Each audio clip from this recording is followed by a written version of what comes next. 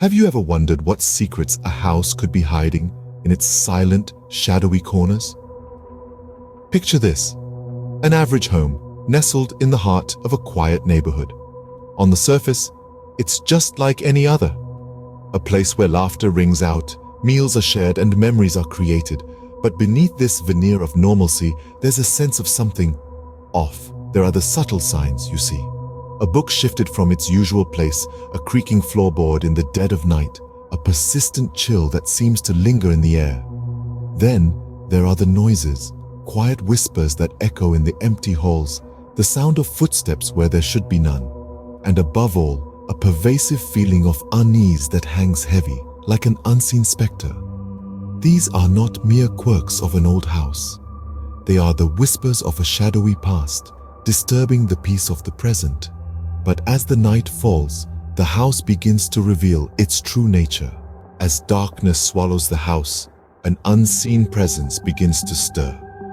Under the cloak of night, something unsettling starts to seep into the very fabric of the house. It's a presence that's felt rather than seen, a chilling sensation that creeps up your spine and makes the hair on the back of your neck stand on end.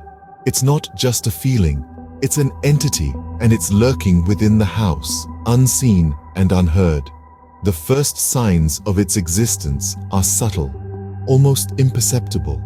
A creak on the stairs when no one's walking, a faint rustling behind the walls that can't quite be explained. The inhabitants of the house brush it off as the usual sounds of an old house settling, but deep down, a seed of unease is planted. Then, the shadows begin to move. Out of the corner of the eye, a fleeting darkness darts across the room, disappearing as soon as it's noticed.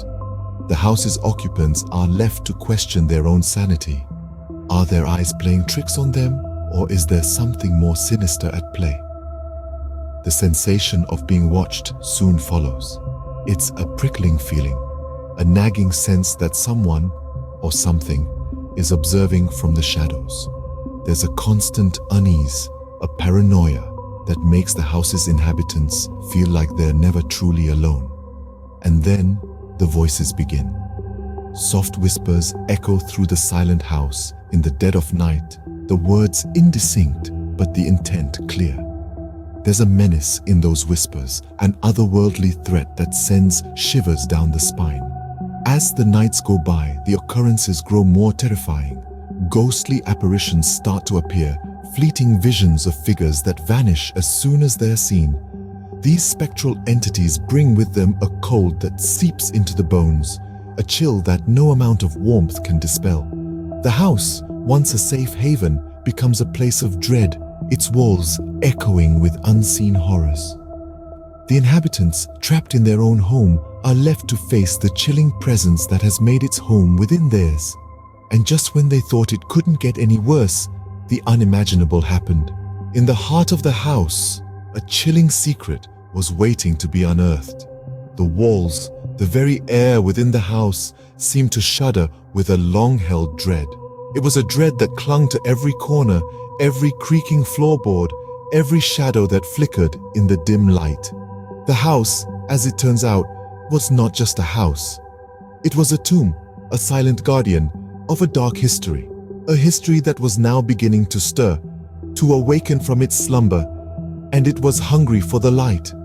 The house was a vessel for an ancient curse, a curse that was as old as the house itself, perhaps even older.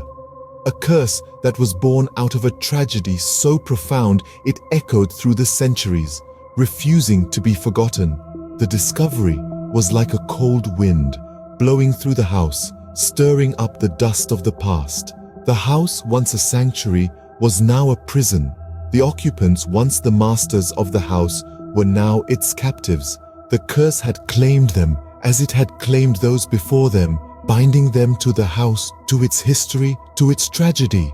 With each revelation, the sense of fear and dread grew. The air seemed to grow colder, the shadows deeper. The house pulsed with an unseen energy, an energy that seemed to feed off their fear. The occupants could feel it, could feel the house closing in around them, could feel the curse tightening its grip. And as they stood there, frozen in terror, they heard the soft, menacing whisper of a voice that wasn't their own. It was a voice that echoed from the darkest corners of the house, a voice that was filled with a hunger, a longing, a desperation. But before they could make out the words, before they could comprehend the true horror of their situation, everything went dark.